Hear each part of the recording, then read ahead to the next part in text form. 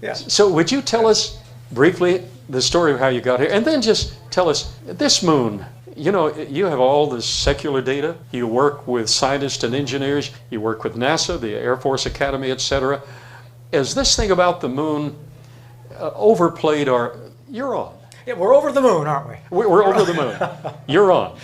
Let me tell you real quickly, Nancy and I, my wife, we would come here to go to Dinosaur State Park to go camping. We'd pass the bridge and look to the right and see this little bitty mobile home, Creation Evidence Museum. This is back in the early 90s, maybe 91. And I thought to myself, what kind of a Jesus freak is in there? Because everyone knows the world evolved. Maybe 2 or 3 years later, we decided, well, let's just stop in and see. That was when we met Dr. Bob. And you can't remember maybe what it was like with that mobile home back then. It wasn't very fancy. Oh. He made us sit on the floor. He said his best students sat on the floor. We sat down on the dusty old carpet, and he stood behind the counter and showed us various artifacts and things. But I was impacted and convicted and compelled to look at what you had told me. And I couldn't find fault with it. And so that really caused me to change my whole thinking. You know, I was a Christian, but old earth. And I believe that God used evolution to do this. He did not, obviously. And the data doesn't support it. And so that's really, really important. That was a long time ago. Thank you. I appreciate that. But the moon. You know, the moon is so remarkable. And what Dr. Baugh is hitting on is something the scientists now call anthropic principle. Anthropos, from the Greek word human or man, and it means that it looks for all the world like everything was designed just for humans. Yes. And in fact, we know it was. There's no doubt that we are at the very center of God's creation, if not the very center of the cosmos, which Barry Setterfield will talk to us about in a month. Yes. And so it does look like that. And so the scientists, they can't explain it. They really can't. They're confounded by this. And so they have this new principle called anthropy, and that says that it looks like it's all made just for us. And in fact, that's true. Our moon is so remarkably unique. It is unlike any other moon anywhere else in the solar system. We know other planets have moons. Mars has, you know, Phobos and Deimos, and Jupiter has dozens of moons, and so does Saturn. But they're nothing like our moon. And our moon being 400 times smaller than the sun, but precisely 400 times closer, means that it exactly subtends the limb of the sun during this total solar eclipse. Something you can do is, if outside sometime, hold your finger up at arm's length, and with both eyes open. You know how you can kind of look through a finger when you do that.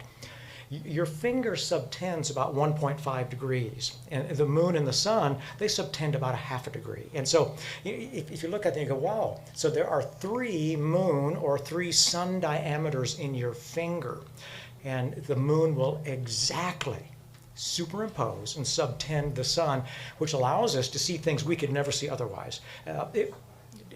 We could never study the sun because you can't look at it. You know, it burns up instruments as well as your eyes. But during that total solar eclipse, there's an opportunity for the scientists to look at the chromosphere and the photosphere and everything else about the sun just beyond the surface that we could never see otherwise. So it's a cool event. It's going to be neat to see. Yes, yes. But don't forget your glasses, because even a small annular eclipse, there's enough energy coming out of that sun to damage your retina permanently. Don't let that happen to you. It happens every solar eclipse to people. Is the moon just an incidental cast off of evolutionary processes, or is it more than cool? It looks to me like the Creator put it there precisely for us to marvel at the heavens. You just taught me something. I try to learn something new every day. Now, I'm 87, and literally, I try to learn something new every day. Subtending. I didn't know that until this afternoon. Would you explain that once again, because that adds to the miracle of the placement of the moon. Would you please explain that again, Yes, Professor? subtense is the word for angular measures. And so when we say that your finger at arm's length subtends about 1.5 degrees. And so I use that all the time when I go to check out simulators or devices in airplanes. I was a fighter pilot, and so I could use this to measure the angles in various, like the head-up display, to make sure they had programmed that correctly. All right. So with ours, it's off slightly, and so we see a little more than the finger, or a little less. Is that correct? We see 3, did you say? Yes, 3 moon diameters or 3 sun diameters. For the average, we're going to be slightly different, but in general, yes. So it is specifically placed for that benefit. Could life on Earth survive without the moon? We don't realize the degree to which all of this has been programmed.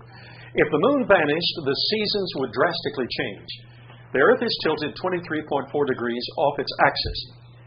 That is the reason we have summer and winter. There's a slight wobble in our tilt, and it ranges from 22.1 to 24.5 degrees.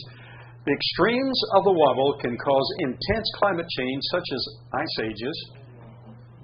The wobble is stabilized by the moon's orbit in the same way that you're stabilized if you spin a heavy weight around you on a piece of string. As a kid, did you kind of play with that? And you're stabilized. You can lean, and you can just do dipsy doodles. You're stabilized. Well, the whole planet Earth is stabilized in the same way because the moon is being slung around there. Mars has no moon. It has a rock that's floating up there, orbiting up there. Mars has no moon, and its axial tilt changes by 10 degrees. On Earth, that change could be as much as 45 degrees, which would mix up our seasons and make ice ages common.